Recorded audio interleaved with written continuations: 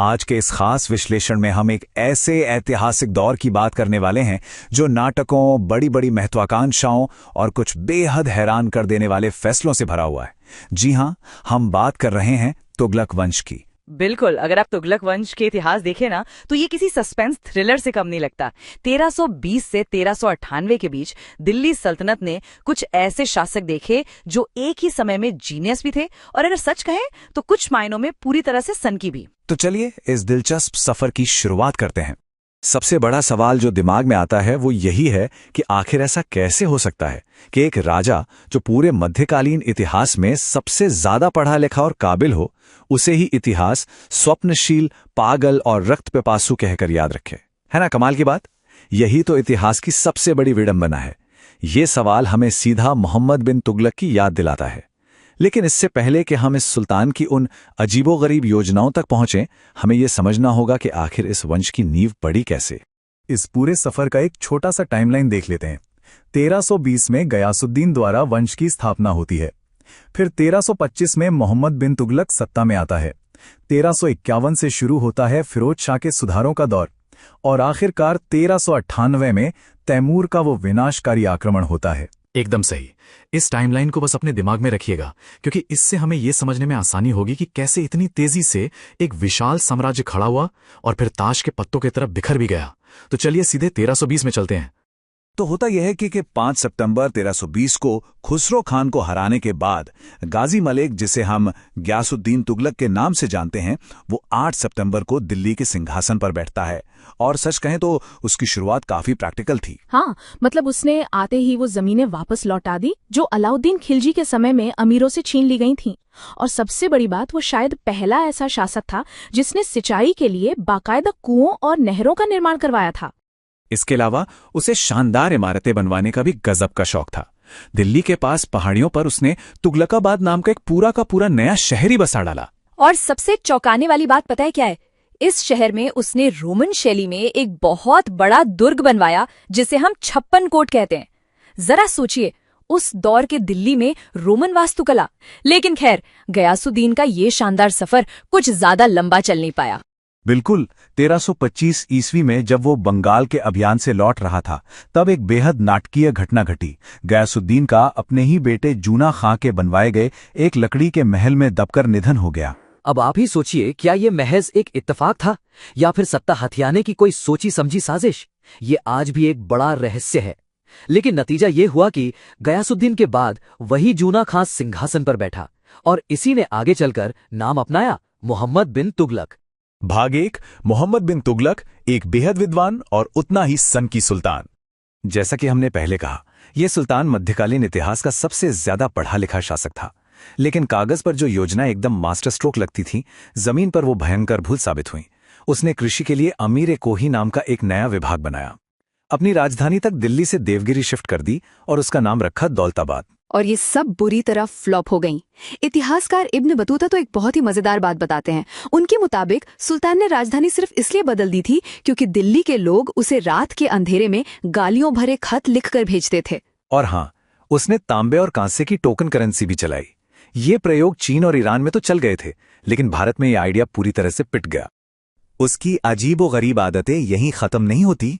जरा सोचिए, इतनी दूर खुरासान से उसके लिए ताजे फल मंगाए जाते थे और पीने के लिए गंगा जल आता था। और तो और, वो अपने हर खास अधिकारी यानी मलिक को साल में 2 बार पूरी पोशाक गिफ्ट करता था, एक सर्दियों के लिए और एक गर्मियों के लिए। सच में वो अपनी ही एक अलग दुनिया में रहता था। लड़का भाग 2, इब्न बतूता की एंट्री और मोरक्को के इस यात्री का शानदार वर्णन। इस पूरे कालखंड की सबसे सटीक और ग्राउंड लेवल जानकारी हमें 1333 में मोरक्को से आए इसी यात्री इब्न बतूता से मिलती है। सुल्तान ने इसे दिल्ली का काजी भी बना दिया था।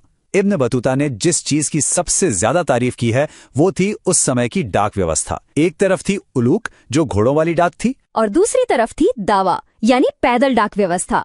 इसी सुपरफास्ट नेटवर्क के जरिए सुल्तान के लिए फल और गंगा जल इतनी जल्दी पहुंचते थे। ये उस जमाने का एक कमाल का लॉजिस्टिक्स नेटवर्क था। इब्न बतूता ने समाज के और भी कई पहलुओं पर रोशनी डाली है।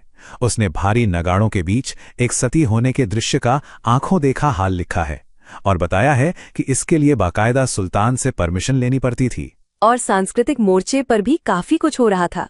तूतीनामा इसका एक बेहतरीन उदाहरण है। मोहम्मद तुगलक के समय ही जिया नक्शवी ने पहली बार संस्कृत कथाओं का फारसी में अनुवाद किया था। इसमें एक तोता एक ऐसी नायिका को कहानी सुनाता है जिसका पति सफर पर गया हुआ है। ये उस दौर के सांस्कृतिक मेलजोल का एक बहुत बड़ा सबूत है। लेकिन एक तरफ जहां सुल्तान अपनी इन अजीबोगरीब योजनाओं और सांस्कृतिक चीजों में बिजी था, वहीं दूसरी तरफ उसका साम्राज्य अंदर ही अंदर दरकने लगा था।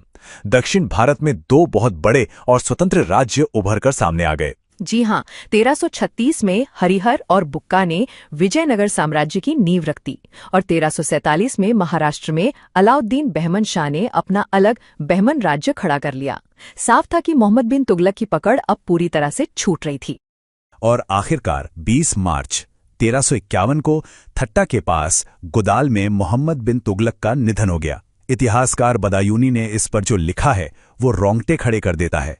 अंततः लोगों को उससे मुक्ति मिली और उसे लोगों से। सच में ये एक बहुत ही गहरी और प्रभावशाली लाइन है जो उस पूरे शासनकाल की हताशा को बयां कर देती है। लड़का भाग 3, फिरोज शाह के सुधार, बिखरते साम्राज्य को बचाने की एक कोशिश।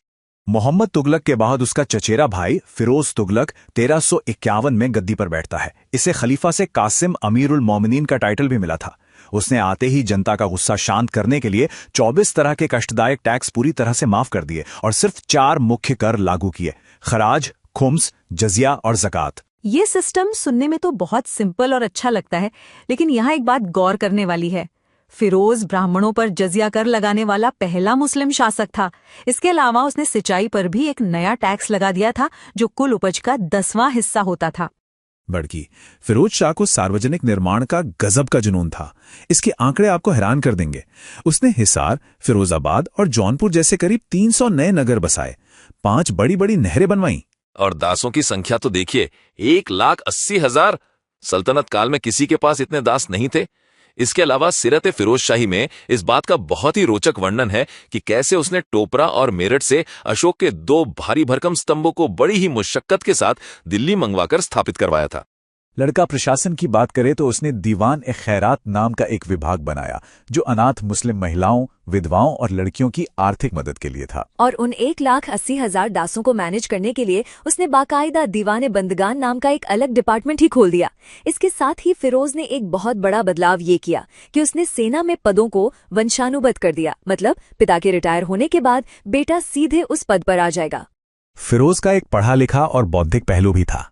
1361 में जब उसने नागरकोट के ज्वालामुखी मंदिर पर हमला किया तो वहां से उसे संस्कृत के 1300 ग्रंथ मिले। इनमें से करीब 300 ग्रंथों का उसने दलाइल-ए-फिरोज शाही के नाम से फारसी में अनुवाद करवाया, जो दर्शन और नक्षत्र विज्ञान पर आधारित थे। इसके अलावा उसने अपनी आत्मकथा फुतूहात-ए-फिरोज शाही भी लिखी। और हाँ, अर्थव्यवस्था को पटरी पर लाने के लिए उसने अद्धा और विक नाम के चांदी और तांबे के मिले जुले सिक्के भी भारी मात्रा में बाजार में उतारे। लड़का भाग 4, तुगलक वंश का पतन, दिल्ली से पालम तक का सफर। तो भाई सितंबर 1388 में फिरोज तुगलक की मृत्यु के साथ ही इस शानदार साम्राज्य के पतन का सिलसिला शुरू हो जाता है। अब सोचने वाली बात यह है कि कैसे एक इतना विशाल साम्राज्य इतना ज्यादा सिकुड़ गया कि अंतिम शासक नासरुद्दीन महमूद तुगलक के बारे में लोग मजाक में कहने लगे थे कि इनका शासन तो बस दिल्ली से पालम तक ही सिमट कर रह गया है। बिल्कुल, और इसी कमजोरी का पूरा फायदा उठाकर 1398 में तैमूरलंग ने दिल्ली पर वो खौफनाक और विनाशकारी आक्रमण किया जिसने तुगलक वंश की कमर हमेशा के लिए तोड़ दी। ये पूरा का पूरा दौर इतिहास का वो सबक है जो हमें सोचने पर मजबूर कर देता है कि आपकी नीतियां और महत्वाकांक्षाएं चाहे कितनी भी बड़ी क्यों ना हो, अगर जमीनी हकीकत से आपका नाता टूट गया तो क्या पतन को टाला जा सकता है?